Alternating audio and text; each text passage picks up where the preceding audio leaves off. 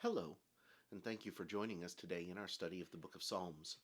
Today we're in Psalm 142, and in this pretty short psalm, it's only 7 verses in length, we have yet another of the songs of David.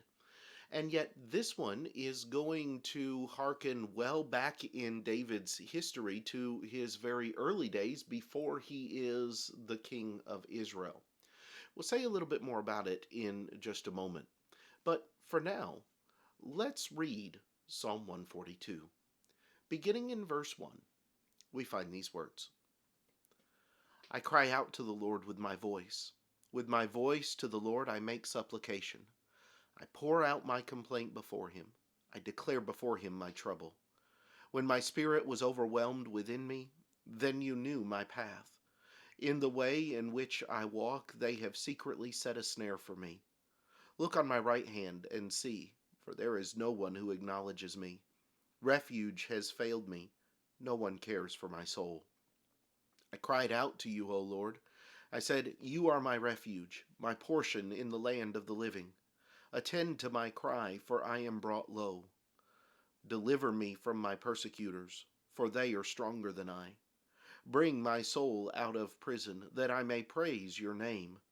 The righteous shall surround me, for you shall deal bountifully with me.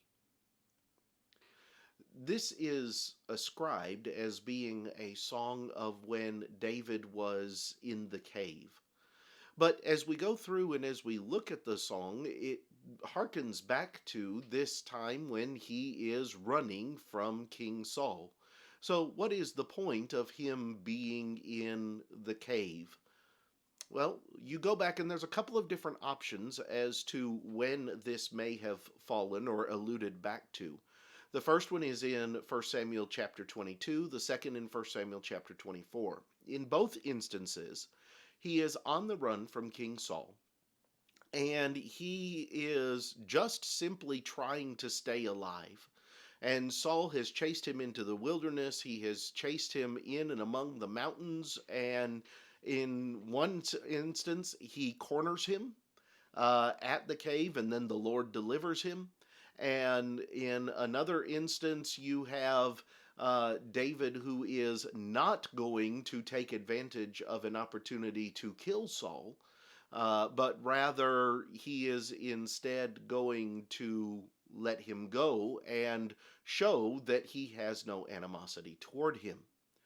But in either of the two instances, whichever one is referred, you have a situation where David is very mindful of the distress in which he finds himself.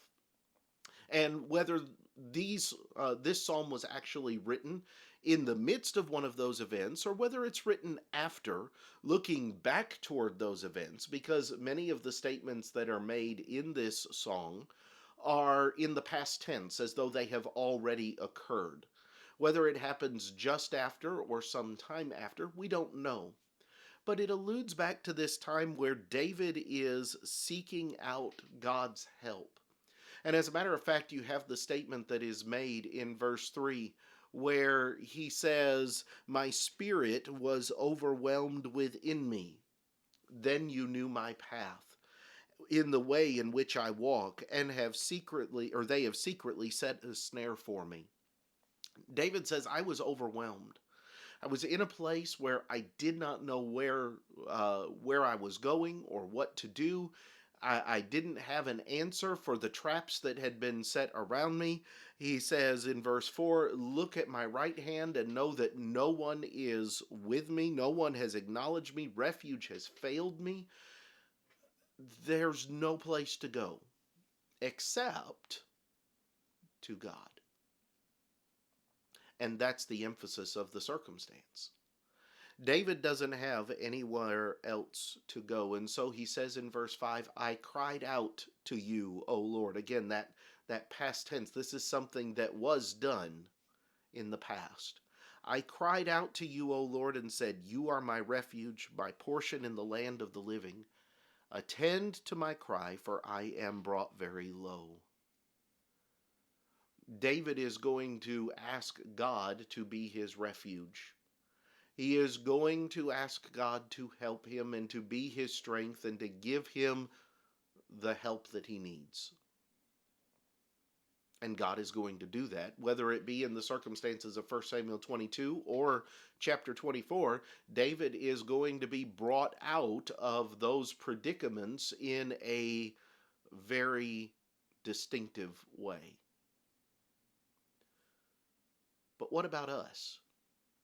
What about when we are in the cave? And it may not necessarily be literal as far as the cave is concerned, but when we're in the place where our backs are up against a wall, where we don't know what it is we're going to do, when we are overwhelmed, where do we turn? Where do we go? We need to learn from David in Psalm 142 to remember that God is still our refuge. These are the things that I see in Psalm 142. I hope that they're beneficial to you, and I thank you so much for watching the video today and for continuing to watch this series through the Psalms. Next time, we'll come back and we'll begin looking at Psalm 143. I hope that you'll join us then. But until then, have a great day.